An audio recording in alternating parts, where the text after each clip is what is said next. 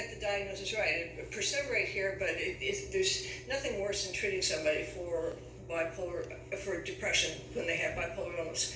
The courses of the illness are quite different, and although both forms are lethal, you can probably make somebody quite suicidal by precipitating a mixed state or an agitated state with antidepressants in somebody who has bipolar 1, where you don't run the same kind of risk if they have depression alone.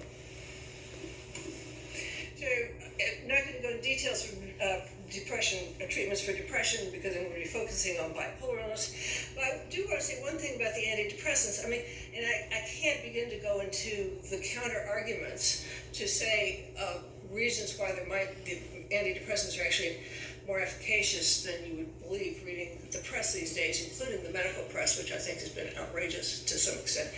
But one of the reasons why antidepressants probably work better than their current reputation is what people have been doing is giving the antidepressants to milder and milder cases of depression.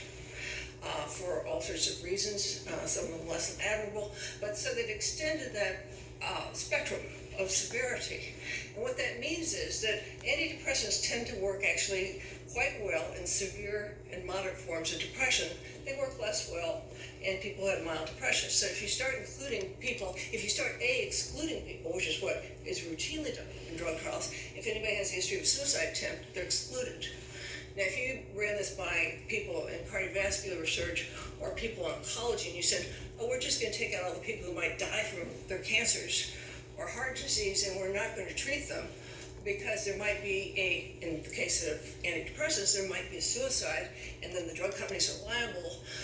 So, it's been skewed very much toward treating people who have relatively mild forms of the illness. But in fact, what we know from the earlier literature is that they work better with more severe forms.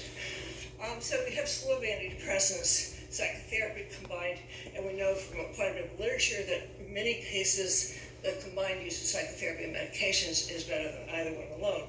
And this turns out to be the case for bipolar illness as well. So what you want to do in any case, if you are going to put somebody who has a bipolar form of depression on antidepressants, doesn't necessarily mean they shouldn't be on antidepressants. It means that they should generally be covered by a mood-stabilizing drug like lithium with the anticonvulsants. But it also means that you want to monitor them very carefully. And I think that one of the best things that came out of the FDA putting a major warning on the use of antidepressants is that now doctors are much more liable to have to actually monitor patients, because there is a subgroup of patients that is going to get more agitated, more perturbed, and more potentially suicidal or violent. So you want always, in any case, you want to be informing patients and their family members up front, orally, in writing, what the risks might be of the treatment, and to phone numbers and so forth, how to contact it. I mean, very often just predicting that there might be agitation can help people to deal with it. Okay, so the primary treatments for bipolar disorder, the standard, and I'll get back to this in a minute, and I guess a little bit into the progesterone story, which is to have a neuroprotective drug that has no patent protection makes current research a little bit difficult. The gold standard for research for treatment of bipolar illness remains, on the basis of the scientific and clinical literature, very clearly lithium. However, there is absolutely no profit margin in lithium because it's not patentable. And as a result, and not everybody can take it. A lot of people have very bad reactions to them, as they do to almost most of these drugs. And so what happened was that anticonvulsant medications started being used. They worked in a certain number of people. They worked quite well in some people, not so well in others.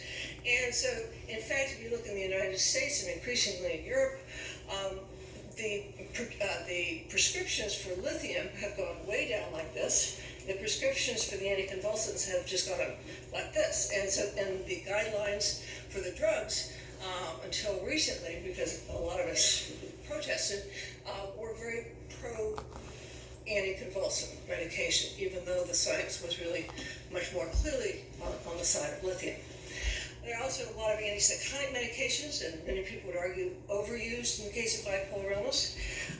Antidepressants, ECT, the electroshock treatment, remains a very good and effective treatment for very severe depressions, bipolar depressions, which do carry a substantial suicide risk. And interestingly, it also is very effective in acute mania. So there's some instances still where for some reasons somebody has to be treated for acute mania. They can't be treated with anything else. ECT often works quite well. And then I want to get into psychotherapy, adjunctive psychotherapy in a minute, after talking about why people don't take their medication. First, I want to diverge a bit into suicide, because one of the things that's most frustrating, I think, for people who treat schizophrenia, bipolar illness, severe depression, is that in psychiatry we don't talk about mortality rates. We just don't. There are minimally a million suicides a year across the world, tendency to underreport suicide. And we don't, it's not like talking about death rates from cancers or heart disease. We don't talk about death rates. We should, because these are not only deaths, these are young deaths. People die young, and somebody's just as dead of suicide as they are of Hodgkin's disease. So our first obligation of a clinician who treats severe mood disorders is first and foremost to keep people alive. This doesn't tend to get the attention it should. This is just a quote from Professor Emil Kirkland, who's the major writer on manic depressive illness. He said, the patients therefore often try to starve themselves, to hang themselves, to cut their arteries. They beg that they may be driven out into the woods and they're allowed to die. One of my patients stuck his neck so often on the edge of a chisel fixed on the ground that all of the soft parts were cut through to the vertebrae.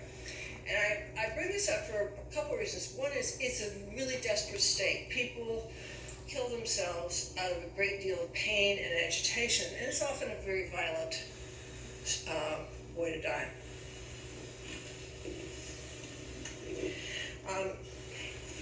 Suicide is, we talk about, and again in psychiatry and psychology, for some reason, best known to the gods, we tend to talk about it as a rare event. It's not a rare event. It's not a rare cause of death.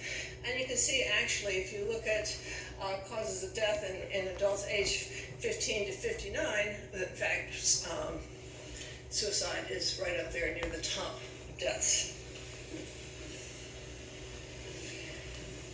And one really important thing clinically and humanistically about suicide in bipolar patients, depressed patients, and patients with schizophrenia is that the suicides tend to occur early on in the illness.